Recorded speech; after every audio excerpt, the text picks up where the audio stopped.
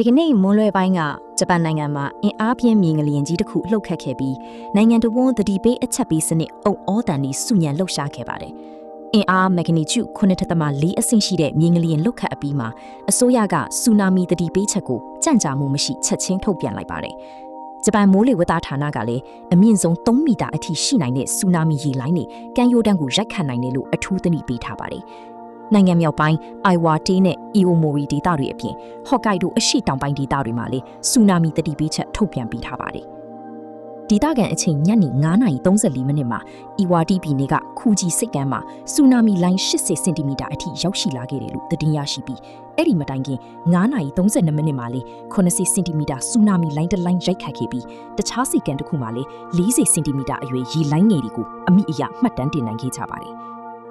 မြေငလျင်ဗဟိုချက်နေရအောက်ဖက်မှာရှိတဲ့မီယာဂီနဲ့ဖူကူရှီမာစတဲ့ကမ်းရိုးတန်းဒေသတွေမှာတော့ပုံမူပေါ်ပါတဲ့အသိပေးချက်ဆူနာမီအသိပေးချက်ကိုသာထုတ်ပြန်ထားပါတယ်။ဂျပန်ဝန်ကြီးချုပ်ကအရေးပေါ်တုံ့ပြန်အဖွဲ့တစ်ခုချက်ချင်းဖွဲ့စည်းလိုက်ပြီးတော့ဂျပန်ပြည်သူတွေကိုဘီကင်းလုံခြုံရမြင့်ပါတဲ့တောင်ကုန်းနေရာတွေအမြန်ရွှေ့ပြောင်းကြဖို့တိုက်တွန်းလိုက်ပါတယ်။ထပ်မံဖြစ်ပေါ်နိုင်တဲ့ after shock တွေကြောင့်အချိန်တစ်ပတ်ခန့်သတိရှိနေကြဖို့လိုအပ်တယ်လို့လည်းထပ်လောင်းသတိပေးထားပါတယ်။ဆူနာမီတတိပေးထားတဲ့ဒေသတွေမှာနေသူတွေကိုမြင့်ပါတဲ့ကုန်းနေရာများဒါမှမဟုတ်တတ်မှတ်ထားတဲ့အရေးပေါ်အဆောက်အဦတွေစီကိုချက်ချင်းရွှေ့ပြောင်းဖို့သတင်းအချက်အလက်တွေကိုမျက်ခြေမပြတ်ဆက်လက်စောင့်ကြည့်ဖို့တတိပေးချက်မဖြတ်တည်ပြီးလုံခြုံရာနေရာကနေမထွက်ခွာကြဖို့အင်မတန်အရေးကြီးကြောင်းကိုလည်းထည့်သွင်းပြောကြားထားပါတယ်။